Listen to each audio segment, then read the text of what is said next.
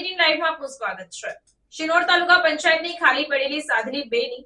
એક બેઠક માટે ભારતીય જનતા પાર્ટીના ઉમેદવાર પ્રકાશભાઈ પટેલે ધારાસભ્ય અક્ષયભાઈ પટેલની ઉપસ્થિતિમાં ઉમેદવારી ફોર્મ ભર્યું। શિનોર તાલુકા પંચાયતના સાધલી 2 બેઠકના તાલુકા પંચાયત સદસ્ય નિરૂપાલસિંહ માંગરોલા હાલ વિદેશમાં હોય તેઓની બેઠક ખાલી પડી હતી, જેને લઈને શિનોર તાલુકા પંચાયતની ખાલી પડેલી સાધલી 2 બેઠકની માટે પેટા ચૂંટણી યોજાનાર છે। ત્યારે શિનોર તાલુકા પંચાયતની સાધલી 2 ની ખાલી પડેલી બેઠક પરથી ભારતીય જનતા પાર્ટીના ઉમેદવાર પ્રકાશભાઈ પટેલે ધારાસભ્ય અક્ષયભાઈ પટેલની ઉપસ્થિતિમાં ઉમેદવારી ફોર્મ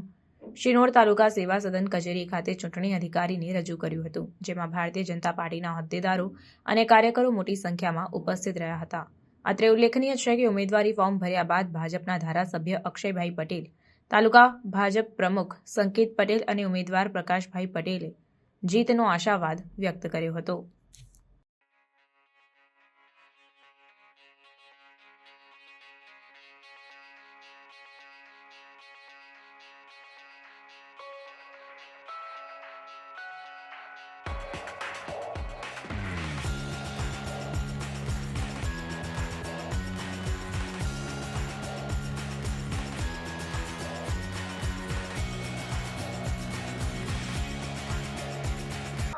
શિનોર તાલુકાની અંદર પેટા ચૂંટણી જે સાધલી 2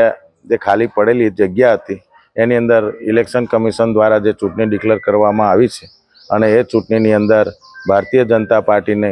ઉમેદવાર તરીકે પ્રકાશભાઈ કનુભાઈ પટેલ એને સર્વાનુમતે ગામજનોએ ભેગા થઈને એમનું નામ જે અમને આપ્યું છે અને અમને વિશ્વાસ પણ છે કે અમે આ સીટ સારા વોટે અમે જીતાડી લાવીશું અને